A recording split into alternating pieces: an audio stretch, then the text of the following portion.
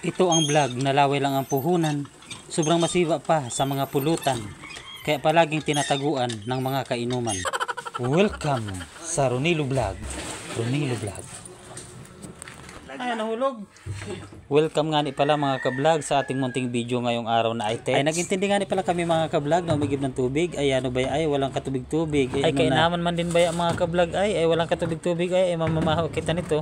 Ay galaw ka mga ka-vlog ay lahat ng balde ay walang kalaman-laman. Ay ano na ang buhay are.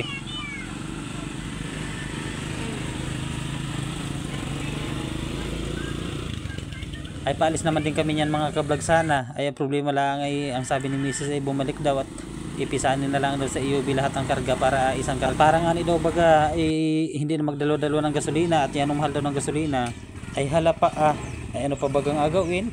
Ay kung ganun baga ang gusto ay di sundi. Ay Diyos ko po Rudy mga ka-vlog ay naalala ko pala ay hindi pa nga ni pala ako sanay mag-drive at ako nga ni pala ay aralan pala ang ay nako. Ay hala sige ay ibaba uli ang mga container baga tayo mabangga ay mahirap na. Ay parang galit na nga itong aking dalawang kasama at sila daw ay nagreklamo na ay kanina pa daw sila pabalik-balik ng mga galon ay. Ala, ay nahihilo na mga galon ay.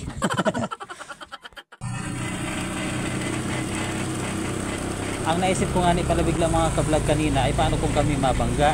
Hala, sige, dira. Ay may sa tricycle at ako'y sanay na. Sanay na na palaging nasasaktan. Ay uuman din ka. At maiginalangan man din mga ka-vlog at ang isa kong kasama dito ay masipag magbomba.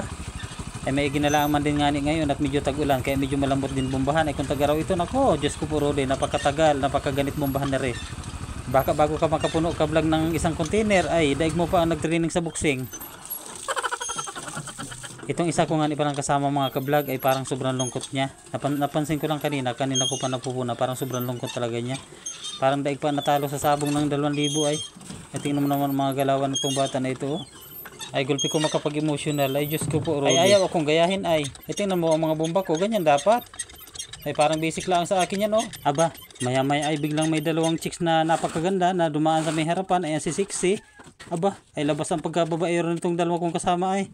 Ay biglang nagpakitang gila sa akin kanina ay. Ayan oh. Ay sobrang bilis magkarga. Inaman-iman nila ang ay. Oh. Oh. Ala, sige. Banat. Ganito na nga ni pala mga ka-vlog ang exercise namin araw-araw kaya masanay na kayo at sanay na rin kami. At hindi na nga ni pala kami nagpatumpik-tumpik pa mga ka-vlog at agad kami ay naligo na. Ikaw baga naman ang isang linggong walang ligo-ligo, ikaw baga naman ang hindi masabik sa tubig o ada, galaw ka niyan. At hindi pa nga ni pala ako natatapos mga ka-vlog sa pagudtod ng aking mukha ay biglang dumating ang naniningil ng tubig. Ay sinisingil ay bayad daw muna namin ay. Kanina pa daw kami ligo ng ligo ay wala pa naman bayad. Ay magbayad muna tayo mga ka-vlog. At pagkatapos natin mag-vlog ay magbayad ay saka na ako nagsabon uli ng aking mukha. At binuksan ko na nga pala yung isang bar na tops at pinudkod sa aking ulo.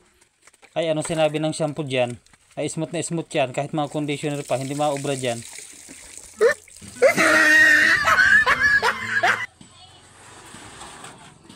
At pagkalipas nga ni pala mga ka-vlog ng 3 araw ay nakabalik na rin kami sa aming bahay.